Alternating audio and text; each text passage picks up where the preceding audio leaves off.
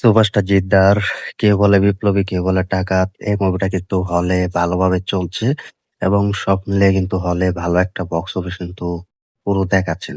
Hi friends, welcome to my YouTube channel. যারা নতুন আছো চ্যানেলটি সাবস্ক্রাইব করে দাও।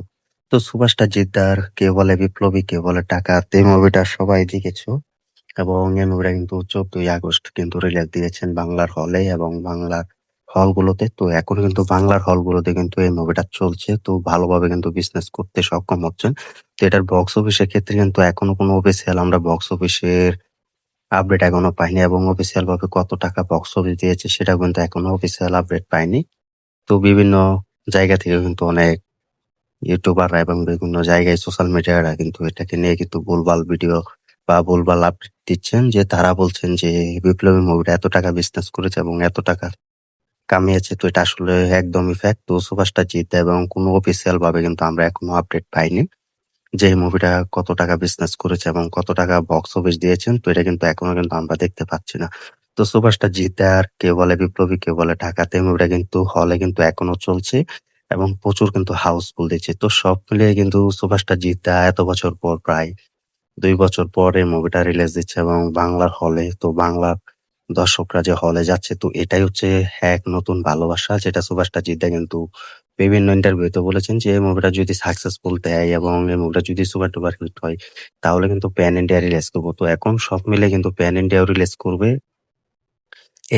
এই মুভিটা কিন্তু প্রচুর হাউসফুল দিচ্ছে। তো 5,000, 6,000, 7,000 টিকিট কিন্তু প্রতিদিন কিন্তু সেল হচ্ছে। তো শুক্রবার, তোমরা জানো শুক্রবারও কিন্তু এই মুভিটা কিন্তু ভালো হলে চলছে এবং সব মিলে কিন্তু হলে কিন্তু নতুন একটা পর্দা হিসাবে কিন্তু পেতে যাচ্ছে। তো বাংলা ইন্ডাস্ট্রিতে এরকম একটা মুভি কিন্তু সুভাষটা জিদ্দা বলেছিলেন যে এই ধরনের মুভি কিন্তু বাংলা ইন্ডাস্ট্রিতে কিন্তু আবার হয় এবং বাংলা ইন্ডাস্ট্রিতে কিন্তু এরকম মুভি কিন্তু আমরা আবারও দেখতে পাবো, যেটা দর্শকরা এবং ভক্তরা চাই সেটা কিন্তু আমি নিয়ে আসবো।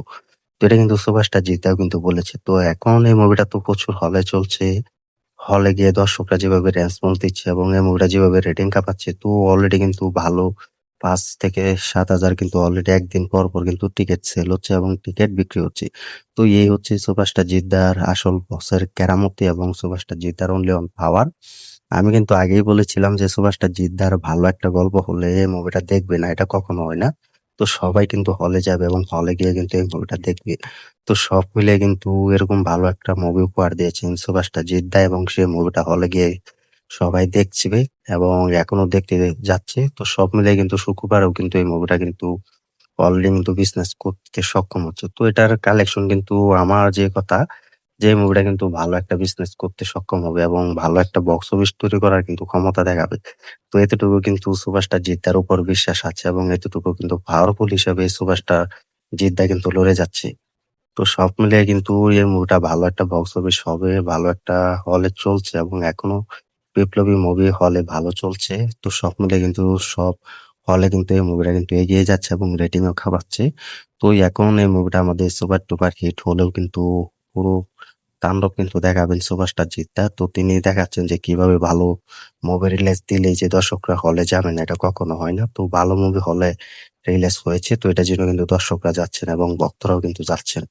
তো যাই হোক, দিন শেষে সেটাই বলবো যে বাংলা মুভি বাংলা ইন্ডাস্ট্রিতে রিলিজ হোক, বাংলার দর্শকরা, বাংলার ফ্যান্সরা যারা আছে তারা যেন প্রত্যেক মুভি হলে রিলিজ হওয়ার সাথে সাথে যেন দেখতে পাই। তো এটা আমরা সবাই জানি এবং সবাই এই মুভিটা দেখবে এবং এটার আশা করছি।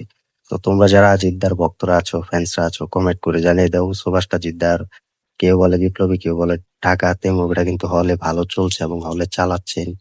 তো এই মুভিটা আশার আলো দেখছে এবং ভালো একটা বক্স অফিস হবে। তো প্রায় এতদিন, এত বছর পর সুভাষটা চিতা বড় পর্দায় ফিরছে। তো এই ব্যাপারটা কার কার ভালো লেগেছে এবং কার কার ভালো লাগেনি কমেন্ট করে জানিয়ে দেবো। ভিডিওটি যদি ভালো লেগে থাকলে চ্যানেলটি সাবস্ক্রাইব করে দিও, ভিডিওটি শেয়ার করে দিও। দেখা হবে নতুন ভিডিও নিয়ে, নতুন আপডেট নিয়ে। ধন্যবাদ সবাইকে এতক্ষণ সাথে থাকার জন্য।